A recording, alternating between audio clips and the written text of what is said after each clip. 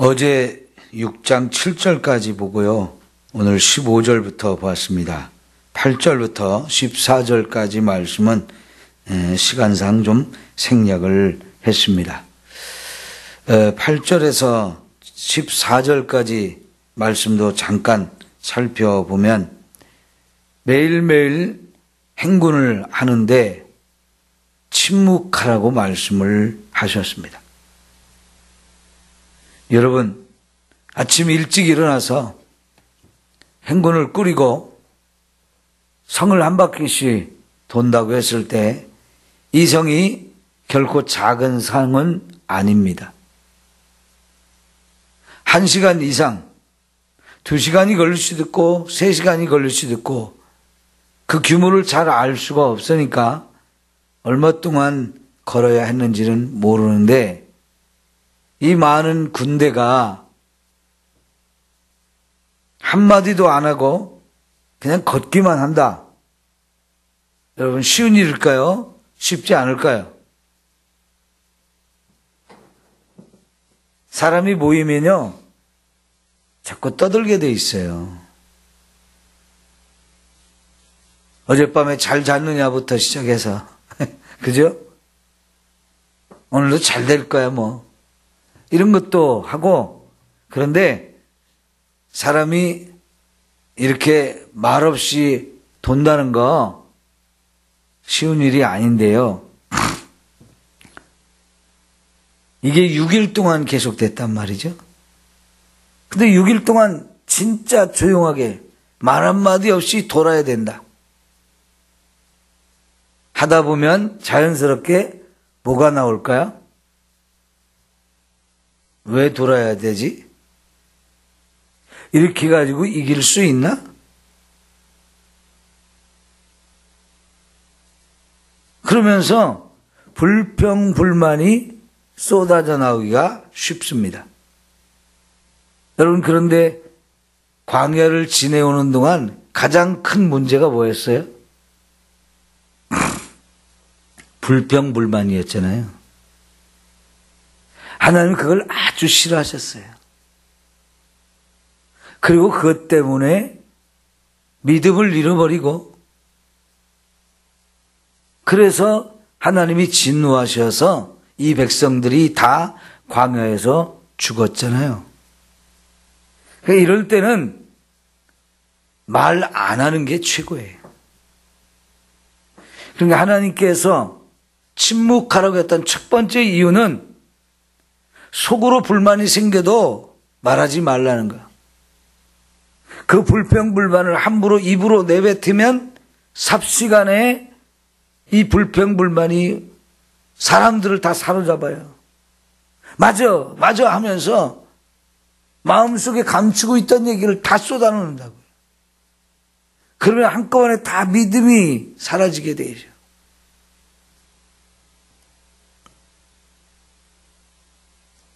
불평불만보다는 침묵이 100배 낫습니다. 아무리 그런 것이 있어서 속에 올라와도 겉으로 말하지 않는 거 참 중요해요. 특별히 여러분, 여자분들은 더더욱 불평불만을 하지 않기 위해서 말을 참는 것, 침묵하는 것 중요합니다. 수련회 같은 데 갔을 때요, 훈련 중에 하나가 침묵 훈련이에요.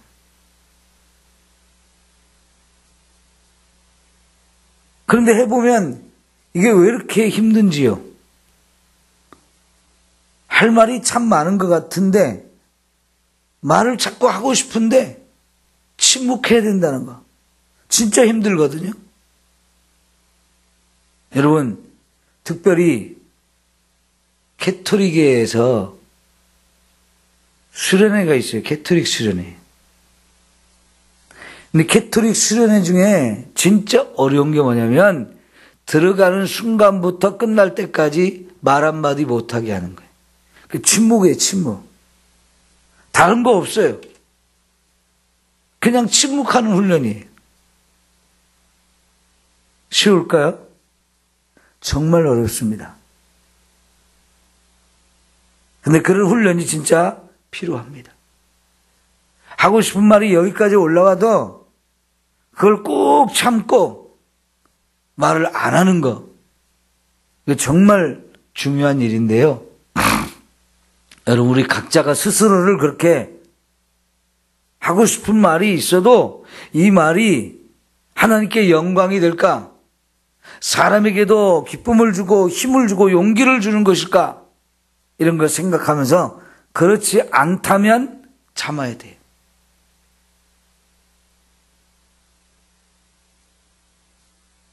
두 번째, 침묵하라는 이유가 있습니다. 사람은 침묵하지만 7명의 제사장을 세워서 7명의 양각 나팔을 불면서 가라고 그랬어요. 이 7명의 양각 나팔을 잡은 제사장이 나팔을 왜 불까요? 하나님의 영광을 돌리는 겁니다. 하나님을 찬송하는 거예요. 하나님을 찬송하면서 가는 것. 내가 다른 생각하지 말고 다른 말 하지 말고 내 입술로는 내뱉지 않을지라도 마음속으로는 제사장들의 양각 나팔 소리와 함께 하나님을 찬양하는 생각만 해야 되는 거죠. 여러분, 찬송을 들으면 어때요? 감사와 기쁨과 은혜가 충만해지지요. 마음도 평안해지지요. 믿음도 생기지요. 찬송을 많이 부르셔야 돼요. 찬송을 많이 듣기도 하시고.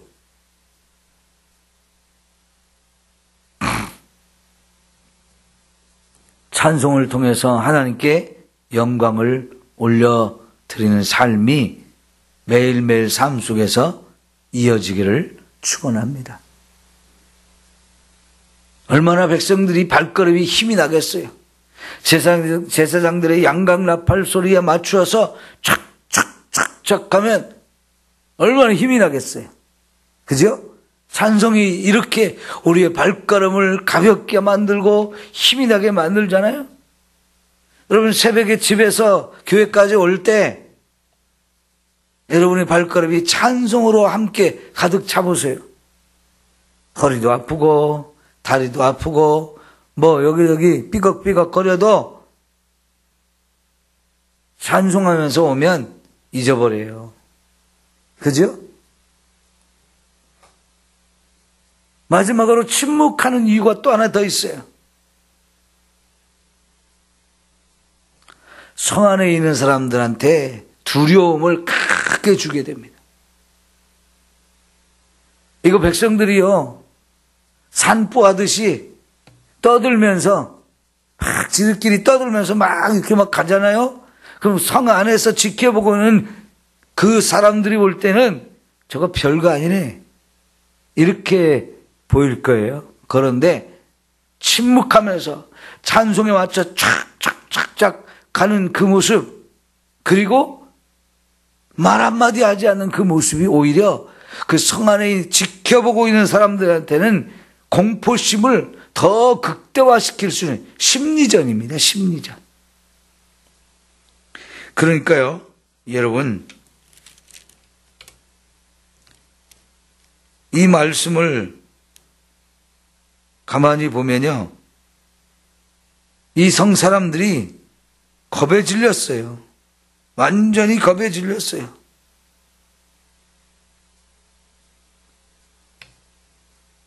이 성한 사람들은 완전히 겁에 질려 있는데 그 중에 하나가 말도 안 하고 나팔 소리로 찬양에 맞추어서 힘있게 걸어가는 그 모습을 보면서 얼마나 그들은 공포심이 두려워서 떨었을까요? 쟤네들 왜 그러지? 뭐 하려고 그러지? 쟤네들 작전은 뭐지? 어떻게 싸우려고 저렇게 하지? 두려움만 더 크게 만들었을 거예요. 말에 대한 훈련이 정말로 중요합니다. 말을 잘하는 것도 훈련이 필요하지만 하고 싶다고 말을 함부로 하지 않고 말을 잘 참고 침묵하는 것. 이것도 중요한 훈련이기 때문에 여러분 스스로를 그렇게 좀 잘 훈련했으면 좋겠어요. 12절에도 그렇고 15절에도 그렇고 매일매일 여호수아는 아침 일찍 새벽에 일어났어요. 제가 주일날 새벽 예배가 중요하다. 하나님은 새벽에 우리를 도우신다. 이런 말씀을 드렸는데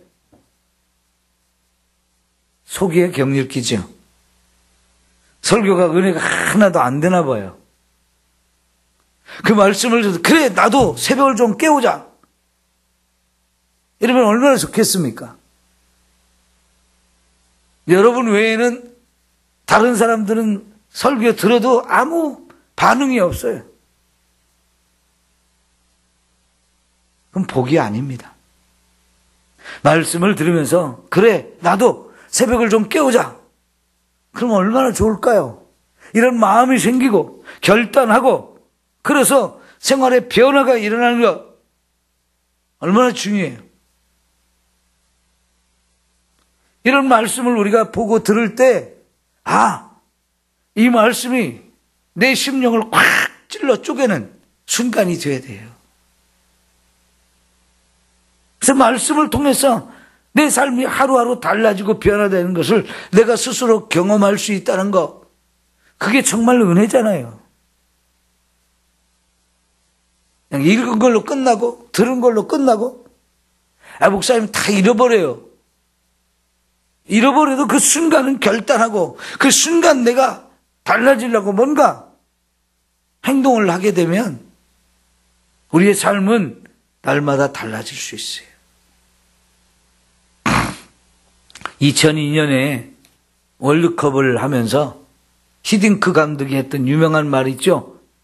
하루에 1%씩만 좋아지면 된다.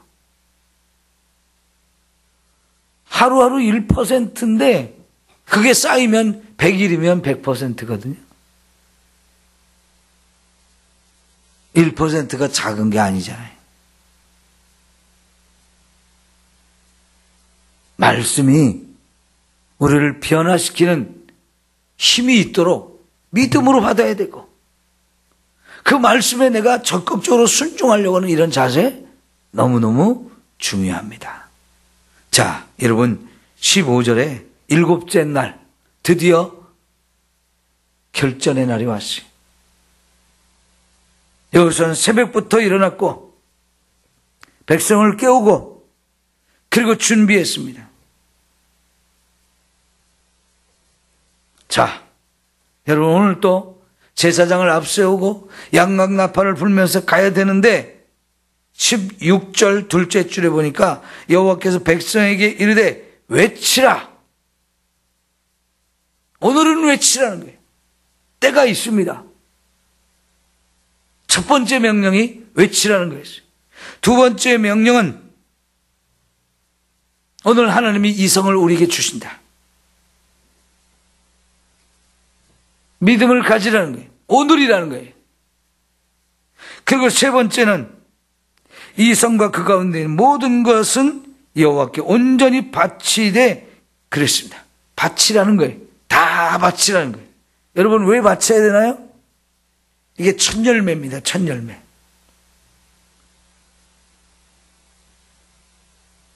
첫 열매는 하나님의 것입니다. 우리가 이것이 하나님 것입니다라고 고백하는 것은 하나님께 드리는 거지요. 그죠? 하나님께 온전히 바치는 거예요. 이 예루살렘 성, 여리고 성과 그 성 안에 있는 사람들과 그 성 안에 있는 모든 가축과 또 금, 은, 동, 철 이 모든 것 다 하나님께 바쳐야 된다는 거예요. 그러니까 하나님께 바쳐진 것을 우리는 도둑질하지 마라. 손대지 마라. 만일 누구라도 이것을 손대고 도둑질을 하게 되면 어떻게 되느냐? 18절에 보니까 너희는 온전히 바치고 그 바친 것 중에서 어떤 것이든지 취하여, 그 다음 중요합니다. 너희가 이스라엘 진영으로 바치는 것이 되게 하여 고통을 당하게 되지 아니하도록 너희는 그 바친 물건에 손대지 말라. 예, 무슨 뜻입니까?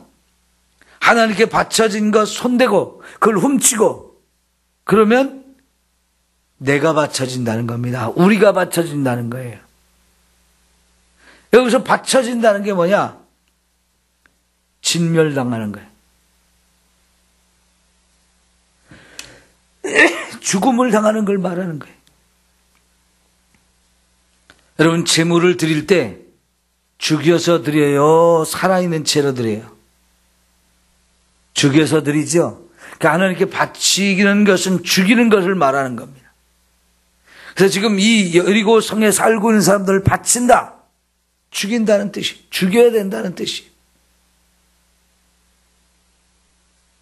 그것을 손대면, 그것을 도둑질하면 우리가 하나님께 바쳐져서 우리가 죽음을 당한다. 그런 얘기예요. 여러분, 하나님의 것을 함부로 손대는 것은 아닙니다. 그거 욕심부리다가 우리가 죽음을 당하는 거예요. 여러분, 이런 명령을 내렸는데 안타깝게도 이 여호수아서의 유일한 죄, 아간이가 도둑질을 했죠. 그죠? 아간이가 도둑질을 했어요. 금덩어리, 은덩어리, 모피코트, 욕심낼만 하죠? 눈으로 보았는데요. 덩어리로 되어 있는 그거 보았거든요. 욕심이 났어요. 결국 손을 댔습니다. 이게 하나님께 드려야 될 것인데 내가 갖고 싶다. 몰래 감추었습니다. 사람들은 모르지만 하나님은 아셨어요. 어떻게 됐습니까? 이스라엘 백성도 아이성 전투에서 패배하면서 사람들이 죽었어요. 그걸로 끝나지 않았습니다. 아간과 그의 가족 전부를 아골 골짜기로 끌고 가서 죽여버렸어요. 자기 자신이 바쳐진 거죠. 하나님의 것을 손대면 이렇게 되는 겁니다. 아나니와 삽비라가 자기도 밭을 팔아서 하나님께 드리기로 작정을 했죠. 그리고 팔아서 돈을 손에 쥐니까 욕심이 생겼어요. 이거 다 바칠 필요 있어? 이거 다 바치고자 하니까 너무 많은 거예요. 그래서 부부가요, 둘 다 똑같은 마음을 갖게 되고 일부를 떼어놨어요. 어찌 됐습니까? 바쳐졌어요. 자신들이 바쳐졌어요. 자기 목숨을 내어놓았단 말입니다. 여러분, 말라기 2장과 3장에 보면 하나님이 그것을 도둑질하지 말라고 그랬죠? 그게 무슨 뜻이었어요? 11조를 안 드리는 거. 그건 하나님의 것을 도둑질하는 것이다 라고 하셨어요. 여러분, 정말로 저와 여러분이 하나님 앞에서 하나님의 것을 도둑질하지 않아야 돼요. 10분의 1은 무조건 드려야 돼, 무조건. 왜요? 그게 하나님 것이거든요. 사실은 10분의 1을 하나님께 드리라고 했을 때 나머지 9개도 다 하나님 것인데 하나님은 그 중에 하나만 드리라고 하셨어요.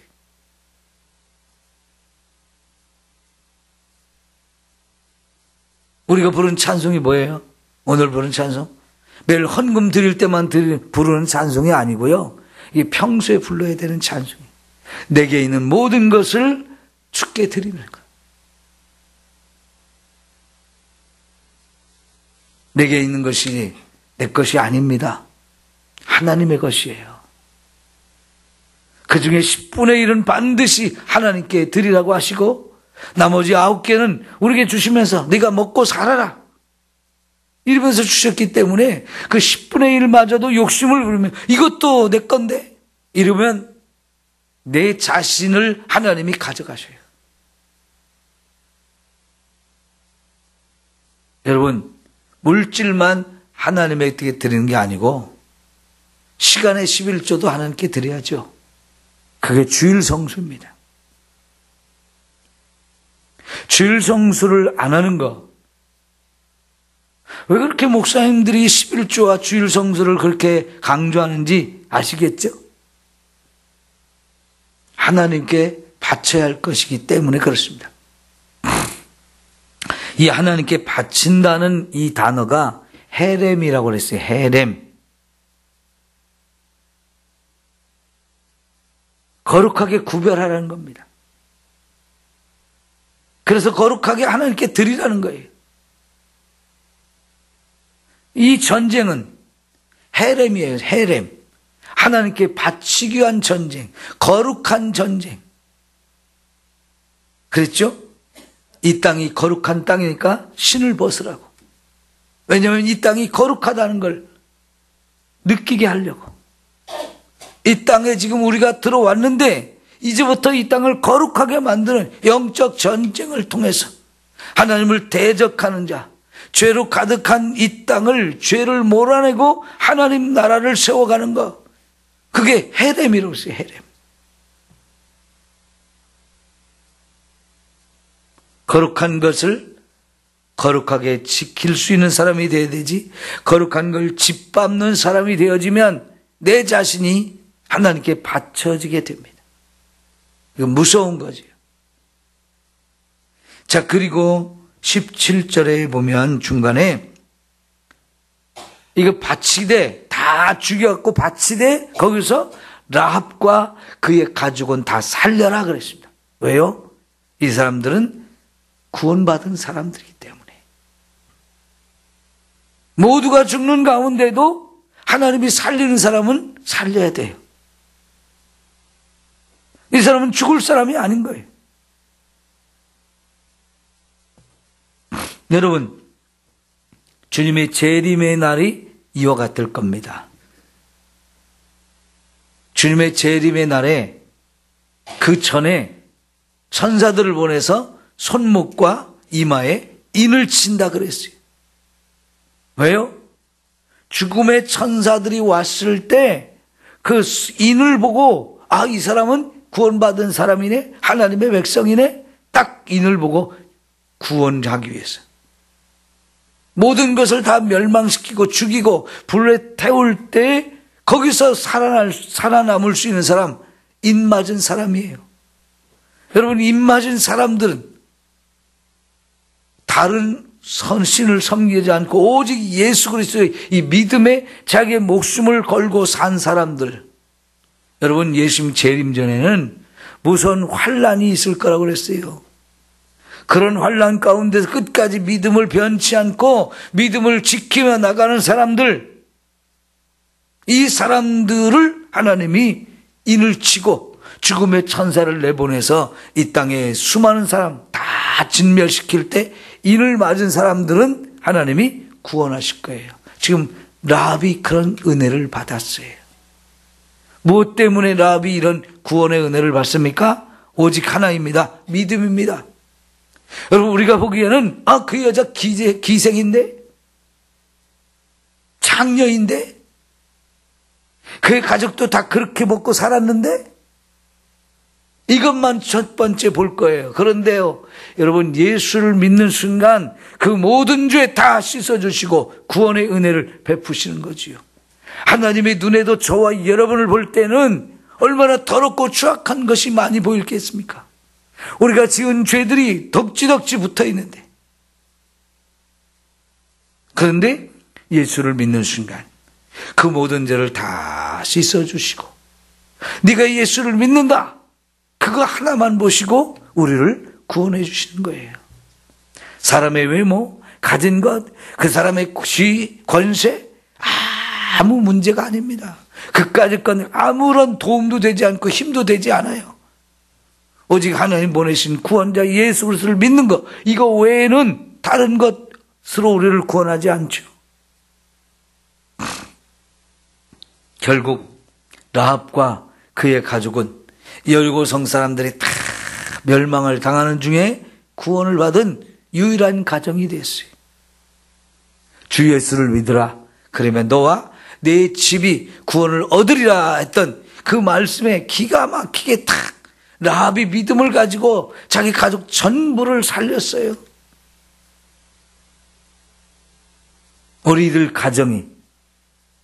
우리의 가정이 다 함께 나 때문에 내가 믿는 예수로 말미암아 구원받는 역사가 이루어지도록 해야 되지 않겠습니까? 여러분, 자녀들이 생활비도 자꾸 잘 주고 때마다 찾아와서 함께 행복한 시간을 보낸다 할지라도 그들이 예수를 안 믿으면 지옥의 멸망을 당해요. 눈에 보이는 것만 기뻐하고 즐거워하지 마시고 그들의 영혼을 보십시오. 그래서 그들을 하나님으로 인도해서 믿음으로 살도록 만들어서 같이 천국 가야 되지 않겠어요? 여러분의 기도가 그들을 살립니다. 기도하시면 돼요. 사람의 힘으로는 안 돼도 기도하면 됩니다. 그래서 온 가족이 함께 구원받는 역사가 있어지기를 축원합니다. 여러분, 21절 보세요. 그 성 안엔 모든 것을 온전히 바치되 어떻게 바쳤다? 남녀노소와 소와 양과 나귀를 칼날로 멸하니라. 죽여야 되는 거예요. 외쳤을 때 진짜 성이 무너졌습니다. 그죠? 그리고는 모두가 성 안으로 서들어가서 하나님께 바치기 위해서 다 전멸시켰습니다. 말씀대로 행해졌어요. 이 첫 번째 여리고성 이렇게 한순간에 무너지고 한순간에 다 점령시켰어요. 다 진멸해가지고 하나님께 바쳤습니다. 얼마나 감사해요. 하나님께 드릴 수 있다는 거, 하나님께 바칠 수 있다는 거, 죄를 싹 씻어내서 그곳을 거룩한 곳으로 만든다는 거, 얼마나 감사합니까? 그런데요, 26절에 보면 완전히 이제 다 멸망시킨 다음에 여호수아가 그때 맹세하게 하여 이르되 누구든지 일어나서 이 여리고성을 건축하는 자는 여호와 앞에서 저주를 받을 것이라. 그가 기초를 쌓을 때에 그의 맏아들을 잃을 것이요 그 문을 세울 때 그의 막내 아들을 잃으리라 그랬어요. 왜 여호수아는 여리고성을 건축하지 말라고 했을까요? 여기는 하나님께 바쳐진 곳이기 때문에 성을 쌓지도 말고 문을 달지도 말라는 거예요. 만약 그렇게 하면 죽음을 당한다는, 자식들이 죽음을 당한다는 거예요. 맏아들이 죽고 막내가 죽고 다 죽는다는 겁니다. 지금요, 이 여리고에 가면 성은 무너진 채로 있어요. 성은 무너진 채로 있는데 그 성 바로 밑에서부터 사람들이 또 어마어마하게 살아요. 팔레스타인 사람들이 살아요. 유대인들은 거기 거의 안 삽니다. 팔레스타인 사람들이 살아요. 그 여리고 성은 무너져서 그 성에는 못 들어가고 그 성에서 살지는 못하고 그 바깥에 또 팔레스타인 사람들이 어마어마하게 살아요. 그리고 어마어마하게 농사를 쳐요. 그 농사가 유대인이 짓는지 팔레스타인 사람들이 짓는지 정확하게는 모르겠어요. 아마 유대인이 질 것 같아요. 팔레스타인 사람들은 지금도 거기서 사는데 엘리야 샘에서 나오는 물을 먹고 살아요. 엘리야 샘에서.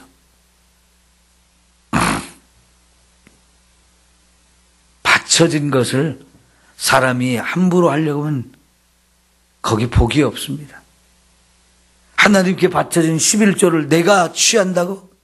그걸 통해서 내가 부자가 될까요? 내 배가 부를까요? 그러지 않습니다.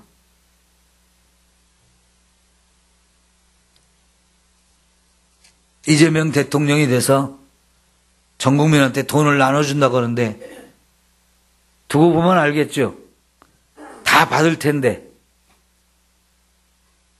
11조를 제대로 내는지 안 되는지 다 보면 알겠죠. 근데 제가 여러분 11조 내는 거 제가 다 기록해놨어요. 매주 여러분 헌금 내는 거 다 기록해서 저한테 보고하는데요. 다른 건 제가 안 봐도 11조는 제가 꼬박꼬박 제 컴퓨터에 다 저장합니다. 누가 얼마 내고 누가 얼마 내고. 왜 그런 짓을 하냐고요? 권사님 세우고 장로님 세우는데 조건 중에 하나예요. 안 하시는 분들도 많더라고요. 11조를 정확하게 해버릇하는 거, 작은 것에 그거 욕심 부리지 마세요. 정확해야 돼요. 하나 예를 들어 설명했습니다.